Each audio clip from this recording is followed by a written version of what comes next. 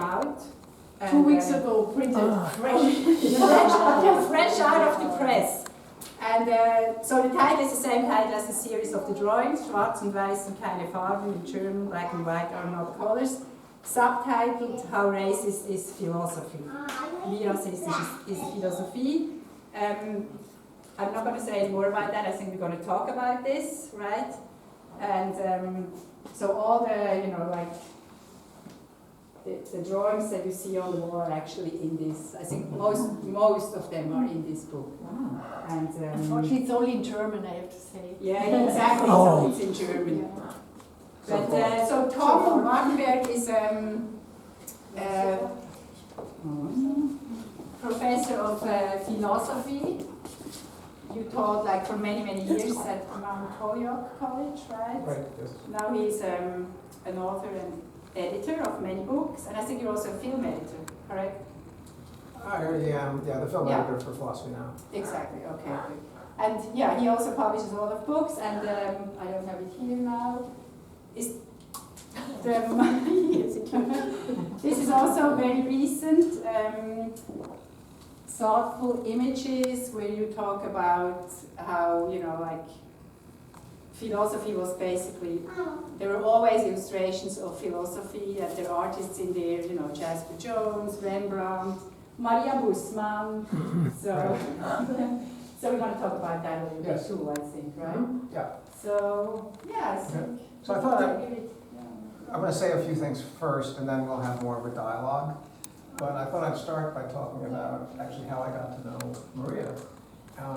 So I was working on this book, Thoughtful Images, which is a study of visual illustrations of philosophy from basically ancient Rome to the present, to Maria's work, and to graphic novels. One of the things I discovered that was surprising but very interesting is that there were many artists, mostly in the conceptual art movement, who illustrated Wittgenstein's work. Jasper Johns, this is his work here on the cover. Jasper Johns was not a conceptual artist, but exactly, he really transcends those sorts of categories. But if you look at this and you know something about Wittgenstein, you can see references to Wittgenstein's work. And so I was very surprised with this, and I started looking around to see all of the artists who had illustrated Wittgenstein, and discovered Maria. And there were several interesting things about Maria's work. First of all, to my knowledge, you're the only woman artist who has illustrated Wittgenstein. So yeah, I think that's important. I mean, there are certain fields of art are pretty male-dominated, or certainly were. But anyway,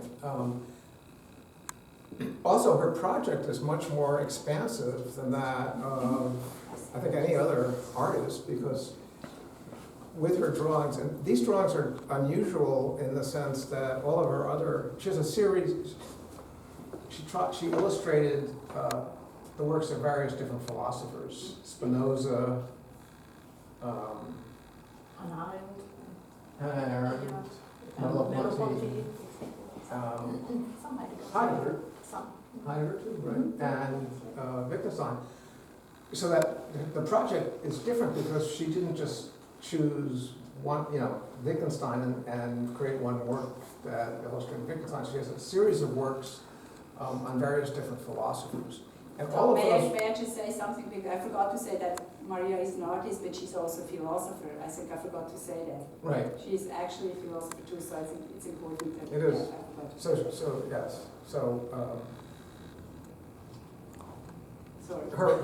That means that what she tries to create visually is informed by a real understanding of the philosophy that she's working on, which is not always true of artists, right? So what I was going to say is that in all the other works, she always uses, they're all drawings. Some of them have color, but a lot of them are black and white. And they're all on white paper with black pencil, right, as one would expect. the Wittgenstein drawings are all black and white.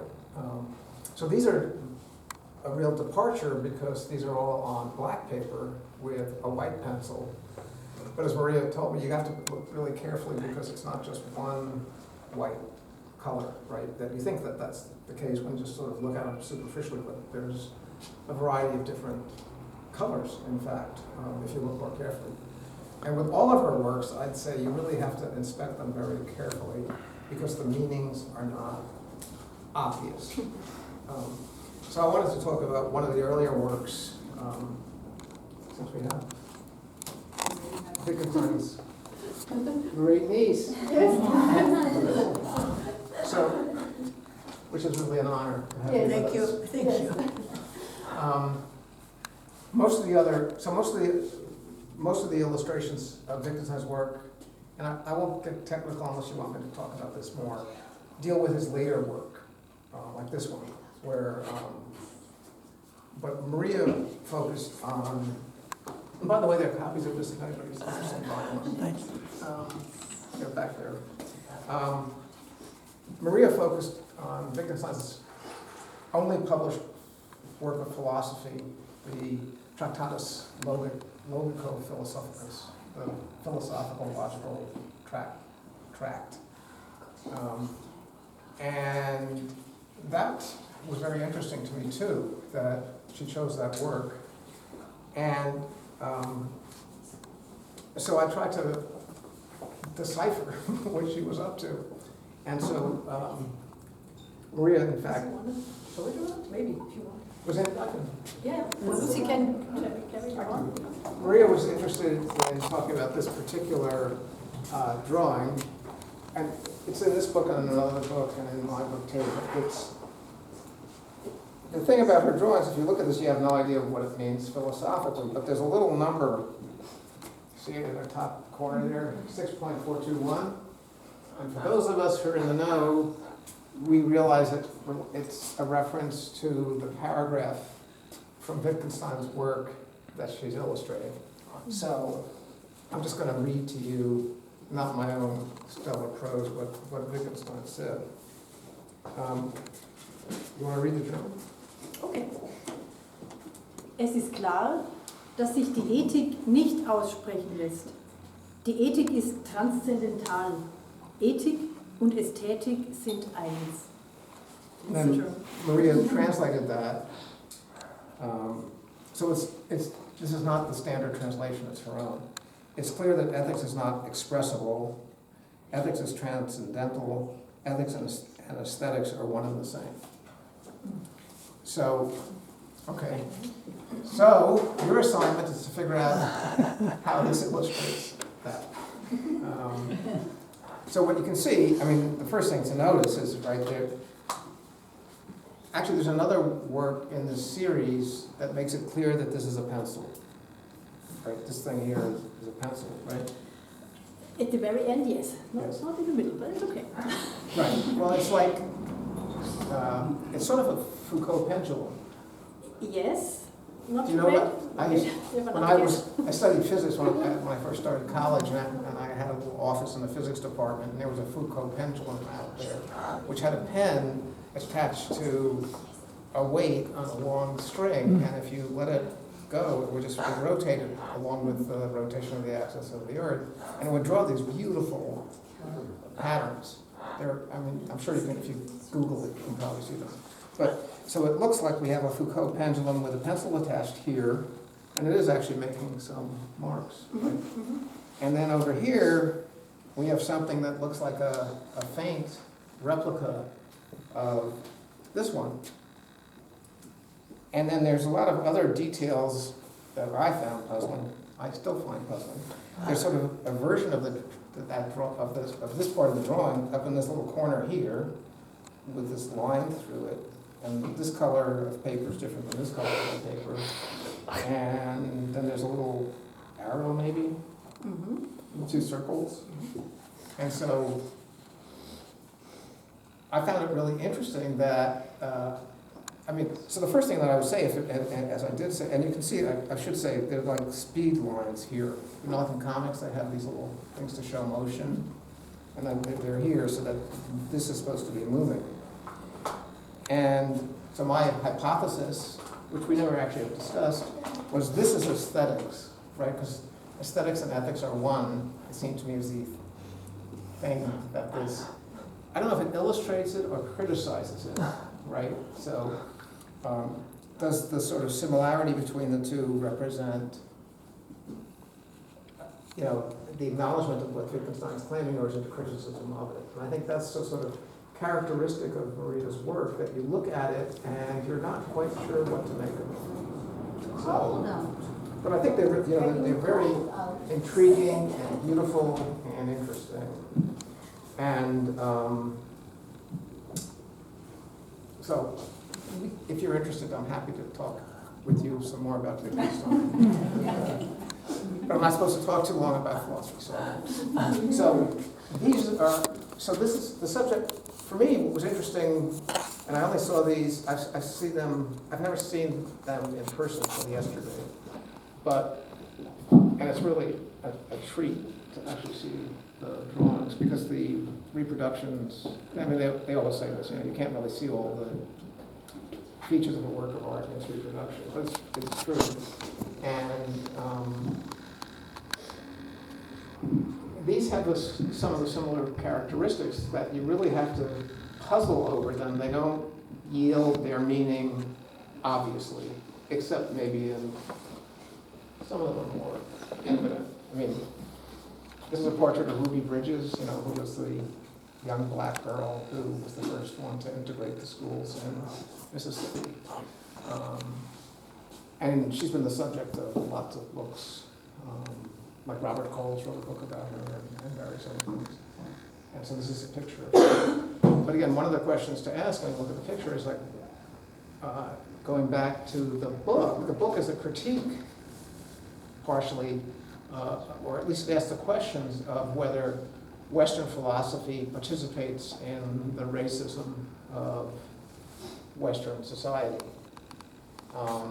And the book really looks at philosophers from Kant and Hegel. And Aristotle to the old ones too. So, and Maria says that these are sort of an independent investigation of that question. And so you can see that some of it, you know, some of them are more obvious in the sense that we have portraits of black people that present them as beautiful, and that's the sort of thing that, at least in the tradition, doesn't happen that often. And there are a couple, but there are only a couple of explicitly philosophical ones. This is Aristotle, and his theory of the mean, right, which is his theory of in ethics. He thought that virtuous states of character were a mean between two extremes. So like courage was the mean between what he called foolhardiness and cowardice. So a courageous person was someone who didn't sort of rush in where fools fear to tread, but also didn't run away all the time. They were sort of in the middle. And so that's represented here. And you know, again, you have to sort of look, but it says Hellenes, so the Greeks, and that looks like a Greek temple. And here's Aristotle yelling, and it says, keep in the middle, right? So it's sort of his philosophy is sort of encapsulated here.